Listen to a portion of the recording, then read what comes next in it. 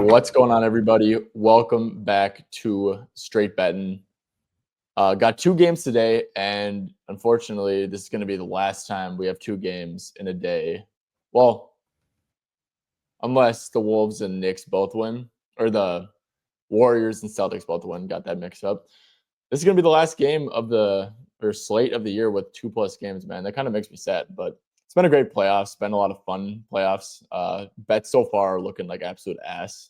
I kind of went heavy on this Nuggets Thunder game, and it's not exactly turning out all that well. So, yeah. Anyways, guys, we got Sammy G in the building today. Sammy, how are we doing today? I'm doing all right. I am also getting killed in this Thunder Denver game, so could be doing better, but glad to be on. Yeah, dude. I'm like stunned at OKC. I guess, man, this team literally had like the best net rating of all time. They're at home. It seems like they got a crazy home court advantage. I'm actually stunned that Denver's up. But to be honest, Sammy, if Denver wins this game, I'm leaving with something, right? Because I do not want to see the Wolves play the Thunder in the Western Conference Finals. I want to see them play the Nuggets. Be careful what you wish for. I wanted the Clippers to play Denver in the first round, and that did turn out too well. So it's not fun playing against Jokic. This 5.5 man rotation's gotta like flip at some point. They gotta burn out at some point. I don't know, man. I feel confident against Jokic. You would think, but they just you would think they just. Yeah, it's crazy what they're doing to OKC right now. Yeah, I don't know. I mean, Porter Jr. was already hurt. Yeah, I don't know, man. I trust us against this Nuggets team. Like I said, I'm leaving here with something. Either a whole lot of money lost or hopefully, a little bit of both. It's still got a second half. We're recording right now during the second half. So, yeah. Anyways, let's focus forward. We got two games going on. And, man, let's set the table for this one. Celtics, Knicks. This shit is just super sad, man. What happened to Tatum? I couldn't even imagine, like, Ant tearing his Achilles and, like, the pain it would cause me as a fan. And Tatum is one of those guys, man, who plays through everything in the regular season. This dude, I remember he had twisted the hell out of his ankle late in the season. Celtics have nothing to play for, and he's still trying his ass off to get on the court. He's a real trooper, real Iron Man, as one would say. And man, it just sucks to see it happen to someone who's like this dedicated to the game, who always wants to play, and this just sucks for the sport.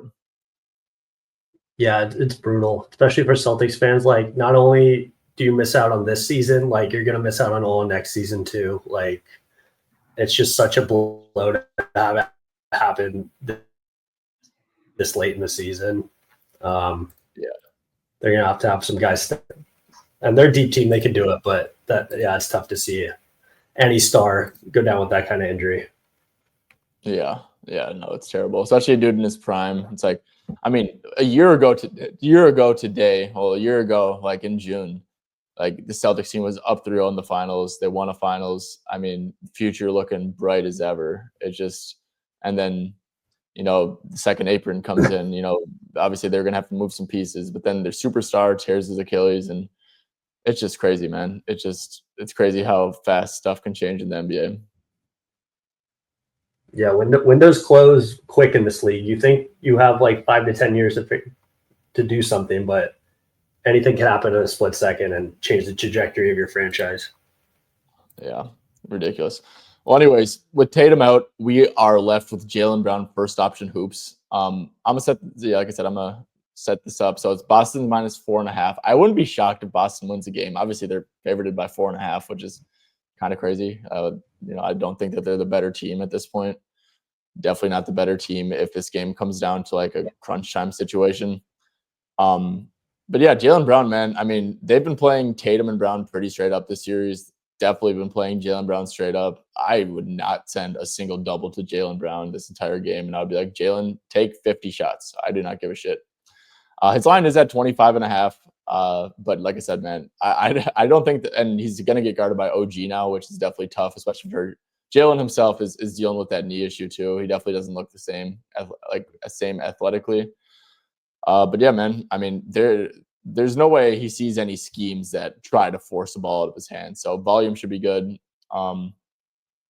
I guess that's kind of my first thought on Jalen. Do you have any thoughts on JB or just the Celtics or Knicks defensive scheme overall without Tatum? No, you pretty much hit it. Like when I saw the lines released for the first time, I was like, okay, no Tatum. Like I'm gonna target JB like 1-on-1. He should get rebounding upside here with Tatum out as well. But these lines are like pretty patched. I'm not gonna lie. Like these are so high. Like I remember in the Orlando series, I played Jalen PRA at 31.5 on the game that Tatum missed. And now his PR line is 32.5. So it's just like the books are pretty caught on to him being the number one option here and his usage being super high, which it will be. But the question is like, will it be enough to get over this line? Yeah. Yeah, to be honest, I think you nailed it. The line does feel pretty fairly set. I still do lean over on Brown. Like I think you made a good point with PR. Tatum's just a huge rebound hog, or like he's always a weak side, just getting like the defensive rebound and stuff. So I mean, with Brown, he's not going to play any tough point of attack defense. I can almost guarantee that they're going to want to rest him since he's going to have to carry a massive usage on offense. So he'll be weak side for rebounding. Like I said, and it's winter go home. So, probably should get like 44 minutes maybe from JB here. Maybe not 44, but 40 or so minutes from JB. Sammy, who else do you think gets usage? So I was looking at this stuff. I think that Horford and Holiday, their roles stay the same. I don't really see any usage upgrades for either of them, to be quite frank with you. Pritchard is someone who is pretty interesting to me. He's actually been really good this series. If you go to like head-to-head playoffs, I mean, it's only been 4 games, obviously, and not the biggest sample, but he is averaging 14.3 points on 25.3 minutes. And I just think you need some more offense, man, without Tatum. I think that his minutes are going to go up. I think Kristaps is a big question mark here, obviously. Like, he's someone who definitely will get more usage. But how many minutes can he even play? Is he even going to start? There's a ton of like question marks there. Pritchard at 13.5 is kind of staring at me. Yeah. So Pritchard, Porzingis, like I said, I like Pritchard, but KP, I don't really know. Derek White, I would assume gets some more usage. But what are your thoughts on like the other pieces for the Celtics guys? No, so I'm pretty in line with you here. Holiday doesn't get a huge usage bump, although I think he might here just from pure necessity. Kristaps, I like literally just can't go near him. I think he's maxed out at 30 minutes. Him and Horford together on the floor this series have been an absolute disaster. They have a -9 net rating together, and I think they had 140 defensive rating when they played double bigs last game. So they've basically been unplayable together. Kristaps has the illness thing, so I don't see him getting over 30 minutes. Derek White's solid, but his lines are pretty well adjusted. So I'm right with you, and I did play Pritchard points. This is just such a good matchup for him. Like, he has been cooking. Like, so the Knicks are just switching everything on defense, and when Pritchard gets a big switch onto him, he's just cooking them one-on-one with those step-back threes. And I think without Tatum, like, they're definitely going to need his scoring. He played 33 minutes in the Orlando series when Tatum missed the game, and he closed last game without him as well. Like, I don't see Pritchard getting below 25 minutes here. Agree. Yeah, no, agree completely. And I think you had a good assessment. Yeah, the Knicks really are switching everything, and this might sound crazy. Actually, I don't think it is, though. I trust Peyton Pritchard to get a bucket, to generate efficient hoops on a switch more than Jaylen Brown at this point, if I'm going to be completely honest with you. Like, he might be their best offensive option. Like, which sounds so crazy, but I mean, yeah, he's like Jaylen Brown. I mean, to beat the switches on the bigs, right? Like, these guys are kind of just going to like give him the three. It's like, okay, well, Jaylen Brown should pull up threes, whatever. But Pritchard, on the other hand, it's like he can create a little space. Yeah, Sammy, I think I'm probably going to join you on this one, man. Did you get it at 12.5 or what did you get it at? Yeah, so when Hauser got ruled in, it dropped to 12.5 for a couple minutes, and I snagged it then. But 13.5 plus money is perfectly fine. Yeah, no, I think this is a great look. That's another thing to note for you guys out there is Hauser will be back this game, or at least he's probable. So he should get some minutes off the bench, but I wouldn't expect anything over 20, especially coming off an injury. But just another piece to look at there, which also kind of makes me like Cornet unders here. I was thinking that same thing. Is he even going to get Tatum? No, he doesn't at all. I like this too. I mean, it's going to be Kristaps and Horford. Cornet's lines went up for no reason, in my opinion. So I'm a big fan of this under PR at 9.5 personally. It just doesn't make sense, in my opinion, why it went up. Like he's gonna get. I mean, the whole team could be out. He's not gonna get a usage increase. Yeah, I don't see him playing more than 15, to be honest. Like now that they have an 8-man. Yeah, exactly. It's gonna be Pritch off the bench. It's Sam Hauser is gonna be getting his minutes and stuff. But yeah, it's not gonna be Cornet. So yeah, I'm a big fan of that. All right. Let's move on to the Knicks side of things. Do you have any takes on this? How does Tatum being out affect their defense? I know Tatum was guarding Cat for the most part, and they're also pretty much switching everything. Yeah, what's your thoughts on Knicks stuff?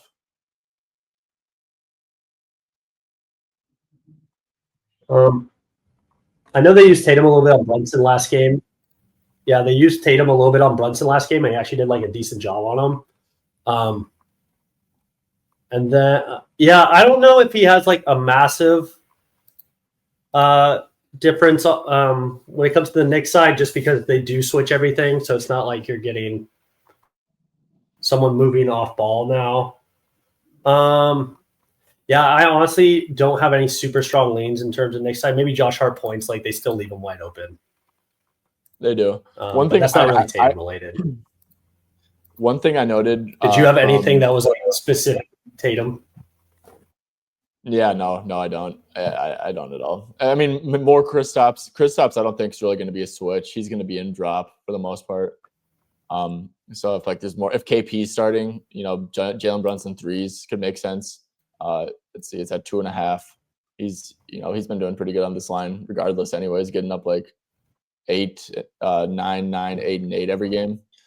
Josh, I will say about Josh, it's actually Josh was legitimately benched here, or not benched, but this 30 minutes isn't no fluky shit, foul trouble. He was on the bench.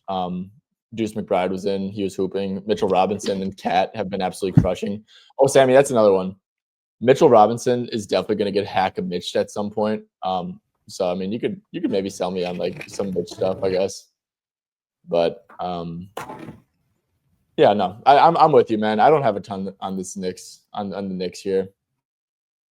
I think maybe Cat might have a little bit of a better matchup without Tatum, to be honest with you. And if they're gonna resort to playing KP and Horford, that just means that's actually a good angle, Sammy. I didn't even think about that. So yeah, Cat I think actually has a better matchup because Tatum guards him really well, and especially if you see KP and Horford starting him, then one of them is going to be on him, and obviously you just get a center on Cat, and that's wraps. That's what you need for Cat. So yeah, look out for that. If they elect to start KP and Horford together, I think Cat can make a ton of sense. I like him if they're going to start KP and Al, because that means that a center is going to have to guard him, and then that's what you want with Cat. Yes, I do like that. My only worry is the finger injury. He can't really shoot well right now. But yeah, I guess he still put up 23 on 15 shots.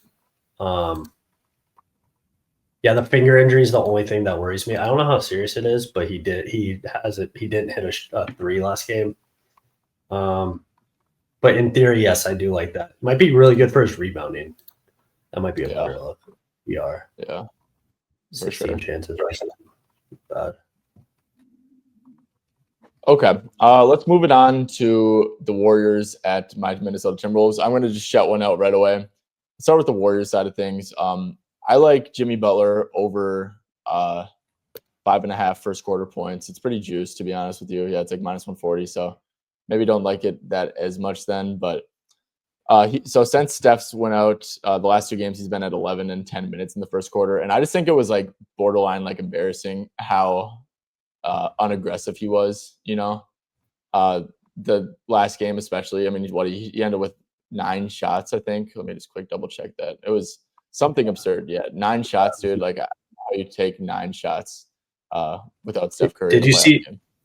Did you see the Steve Kerr quote? Like apparently Jimmy was sick last game, Oh, okay. and Okay, so Kerr said Jimmy was feeling sick last game, and he's feeling a lot better now, and I would expect a big game out of him. That's straight out of Steve Kerr's mouth. So okay. Reed seems pretty spot on because that's what I was leaning for as well. Okay. Yeah. So Jimmy, I like the first quarter stuff. Okay, that does make me feel a little bit different. I kind of, thought that, Golden State just showing up and like quitting because the Steph news seems like, pretty poor. I kind of saw that. I kind of just hear that and kind of, deep down, I think Golden State might know that they're fucked. I don't know. But yeah, no, first quarter, Jimmy, full game, Jimmy. I think that makes sense. Kuminga, if Kuminga's going to get the start, like I said, we're not going to do anything crazy on Jonathan Kuminga like at all. So his 18.5, I think like he's at 30 and 23. Like I really don't see him slowing down like much at all. I mean, we're just guarding him straight up, and it's just all it's going to come down to is like the Steve Kerr like minutes. That's literally it.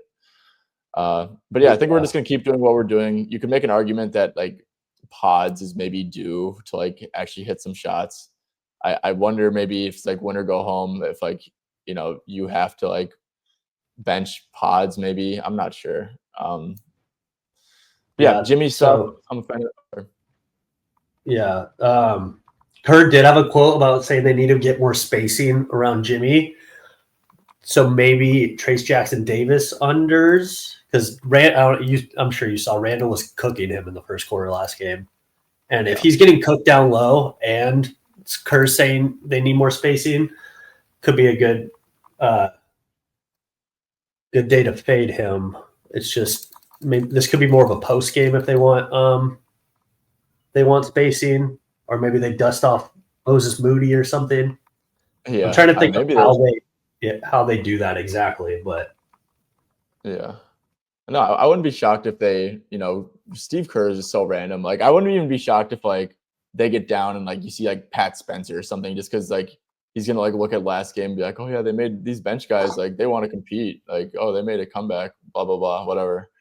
Like that would not shock me like whatsoever if Steve Kerr does some random shit, or maybe like you said, I think that Draymond at the 5, just going back to that would maybe make a little bit of sense. And yeah, so Trace Jackson, I'm surprised he even has lines listed, to be honest with you. I think that's actually like really sharp. Like, but then you also would need him to like check into the game, That's like the worst, man. If you like you nail it so much that like the dude doesn't even check into the game and you don't get to you don't get to cash out the under.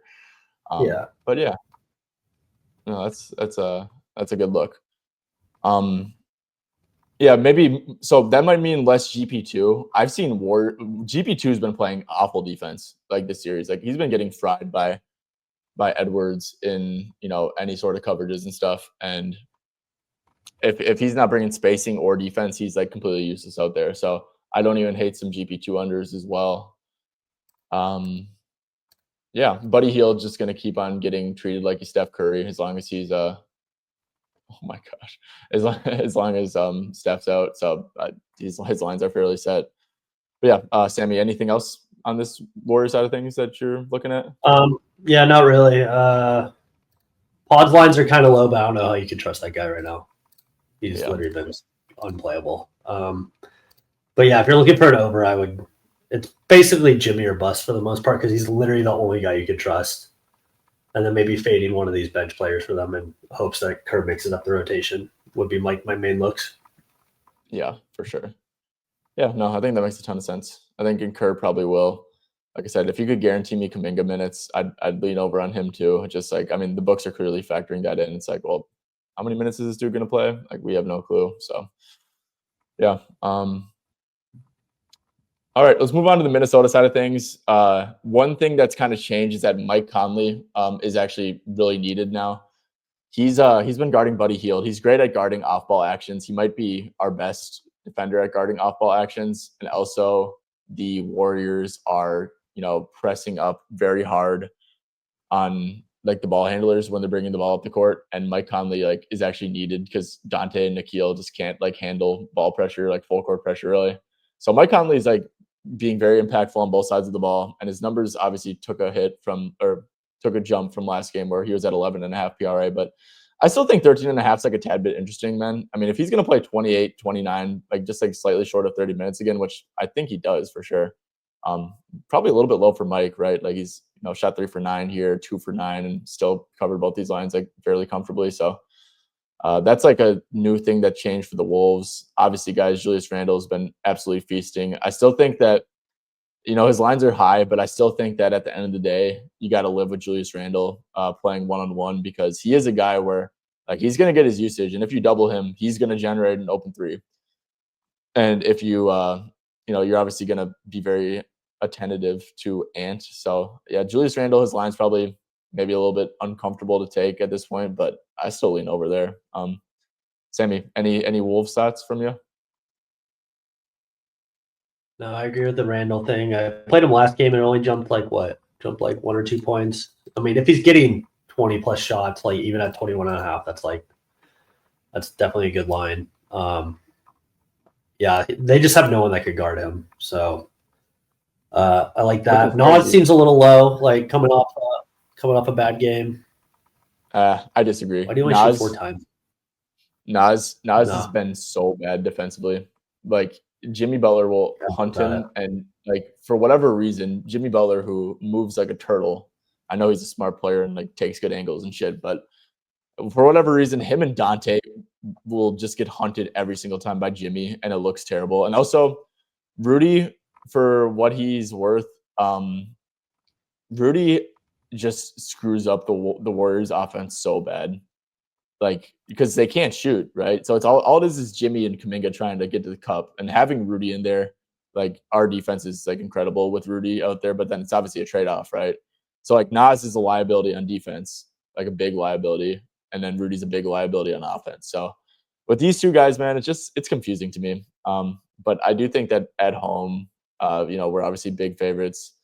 Probably going to get a big effort from Jimmy. I kind of lean towards it being more of a Rudy than Nas game. But no, I definitely get where you're coming from. Like this line, 9.5 points for Nas Reed, man. Like that is not a big ask whatsoever. Yeah, I was just looking at it from the offensive side. Like he's getting these switches and just like punishing them down low, and he's been cooking from 3 for most of the series at least. But yeah, that's a fair point. Yeah, you could tell Rudy's making like a massive difference in the paint. Like, and this is a matchup where you could afford to trade some offense for some defense. Like the Warriors aren't going to outscore you without Steph. Yeah, so I'm sure they're content with just stopping them and letting Ant and Randall trade buckets with pods. Yeah. trade, go brick for brick with pods. Yeah, literally.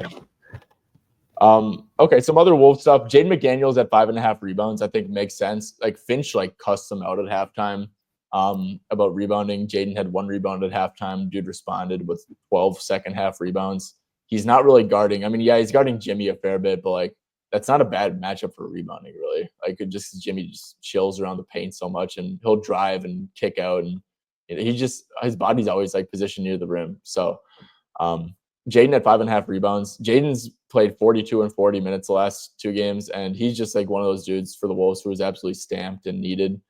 It's only Ant, Julius, and Jaden, I think, who are really stamped for big minutes. Like Dante's been ass. Nikhil can't handle pressure. Mike Conley, like I said, I think he's kind of getting to the point where he's stamped too, but the rest of the guys are kind of dicey. Like it's Nas and Rudy. Like we don't know who's going to play there, but yeah, Jaden at 5.5 rebounds, I think makes a little bit of sense, man. I mean, he did have 19 rebound chances last game, so don't expect much to change from that game. And yeah, the fan of Jaden at 5.5. If you just look at this chart with 10 plus rebound chances, like it's super green.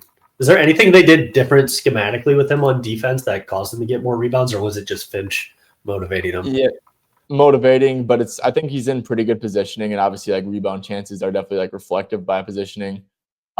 Rudy's always struggling to actually like grab the ball and stuff. So Yeah, and it's also Jimmy Butler just hunts for switches so much, that like Jaden, he'll be at primarily on him, and also in the non-Rudy minutes, Jaden's actually used as like a roamer kind of. So that's up, being a roamer is like perfect for rebounding position. They're just chilling weak side. But yeah, that's another strong lean of mine. That makes a lot of sense. Anything on? Do you have any Ant thoughts?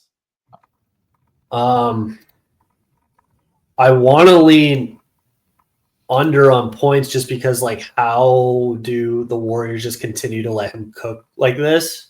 Like, I'm sure Kerr will throw something at him, but like last game he was making some like ridiculous shots. So it's like, even if they do cover him well, he could still get there. So like that's just a lean. I probably won't play it, but something I'd look at. Yeah, Ant was not going under last game. When he's making those step back threes, there's like absolutely nothing you can do. You're cooked. So, yeah, I mean, he had his step back three going. I agree, man. This is Ant's first ever time to have a chance to close out at home, I believe. So maybe they're a little bit motivated there for that. But yeah, man, I mean, it's going to be a very tough coverage. 4.5 assists. He had 6 potentials only last game. We're kind of playing him off ball a fair bit, so there's that. Yeah, I really don't have any crazy thoughts on that, man. I think his lines are pretty fair set. It's just going to come down to like, is he going insane or not? So yeah, exactly. Might be a better live look or something. Yeah. You see that first step back three go down, you like bite the bullet and take a 29.5 or something. But yeah, 100%. Yeah. Okay, Sammy. So let's just quick recap. So best bets, looks, leans, whatever. I think we're both in harmony with Peyton Pritchard. Well, obviously we are because you already played it, and I know I'm in harmony with you. So Peyton Pritchard over 13.5. Would you say best bet? Yeah, definitely. That's my favorite look at tomorrow's slate for sure. Yep, for sure. Anything else like very strong lean that you got here, or? My strongest lean is probably either Jimmy points or Trace Jackson Davis under PRA. Yeah, for sure. And mine too, as well, is not Trace Jackson. Well, I really like that too. The more we talk about it, but mine's Jimmy first quarter points. I get that it's juice, but man, he's got to come out aggressive, honestly. And we've seen Jimmy gas out. Jimmy completely gassed out the last time he went. What was this game? Game 3. Yeah, game 3 started off strong, 11 points in the first quarter. I think he had 20. I think he had 33, and he did not score like the last like 10 minutes or something. So yeah, I expect him to come out and set the tone after that bullshit that he did. And the minutes have been good for the first quarter, right? 10 and 11. Can't really complain about that. All right. Oh, sorry. What were you saying, Sammy? No, you're good. I was just saying I like that look a lot. So okay, in line there. Cool. All right, Sammy. Well, thank you guys for watching. If you guys enjoy this type of content, make sure to drop a sub to the YouTube channel. It's very appreciated. Also, guys, make sure to go follow Sammy on Twitter. He posts a lot of free picks at Sammy G Props. So yeah, make sure to follow him there. Sammy, do you got anything else you want to say before we head out? No, I do not. Good luck, everyone, with their bets, and thanks for having me on as usual. Yep, of course. Always a pleasure.